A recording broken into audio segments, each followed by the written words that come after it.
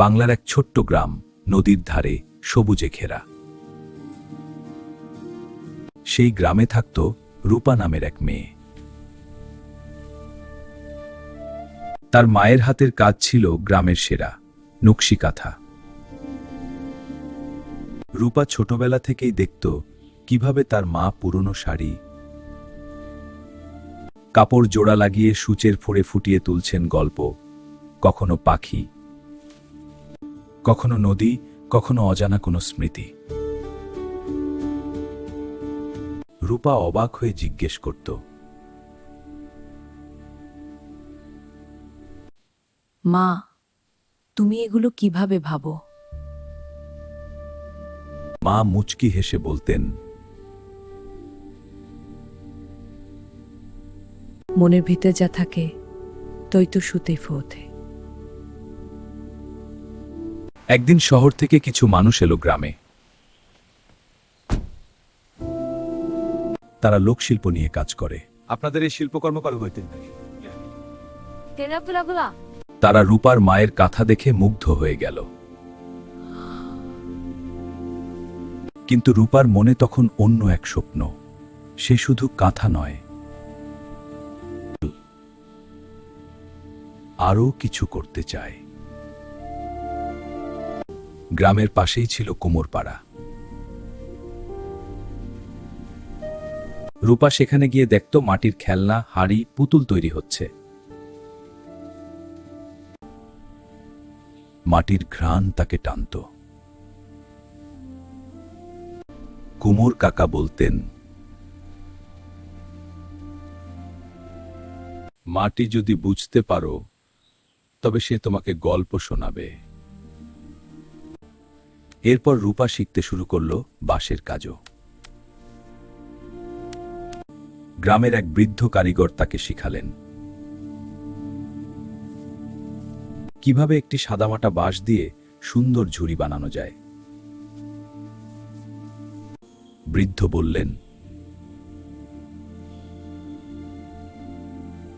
প্রকৃতি আমাদের সব দিয়েছে, শুধু ভালোবাসা দিয়ে কাজে লাগাতে হয়।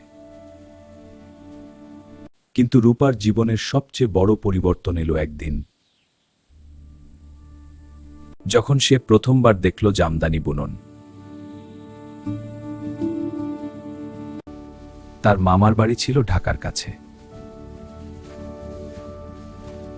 সেখানে গিয়ে সে দেখল দুটি হাত, একটি তাঁত, আর অসংখ্য সূক্ষ্ম সুতা দিয়ে কিভাবে তৈরি হচ্ছে এক স্বপ্নের শাড়ি। তাঁতশিল্পী বললেন,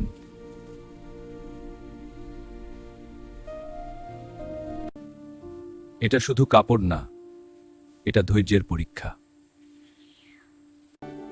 রূপা মুগ্ধ হয়ে গেল। সে ভাবল,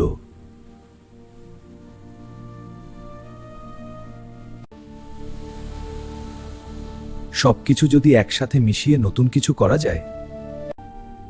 সে ভাবল,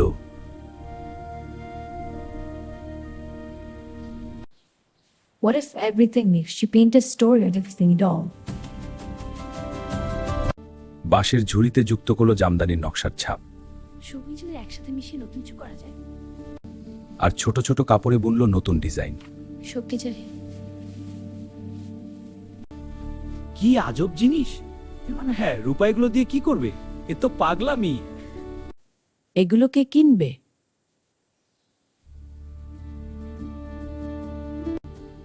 কিন্তু রূপা থামল না। শব্দ বাজছেতে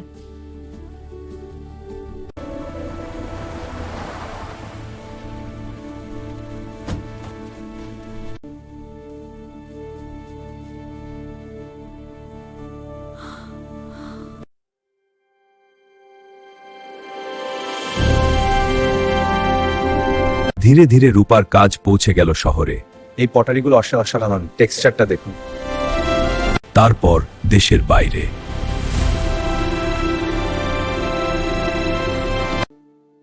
যে বাংলার লোকশিল্পকে নতুনভাবে তুলে ধরেছে।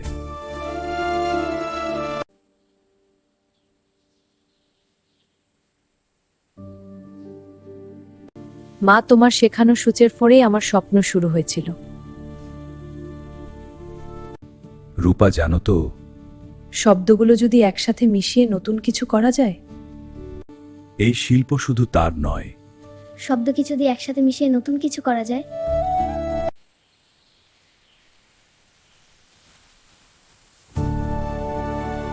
এটা মানুষের।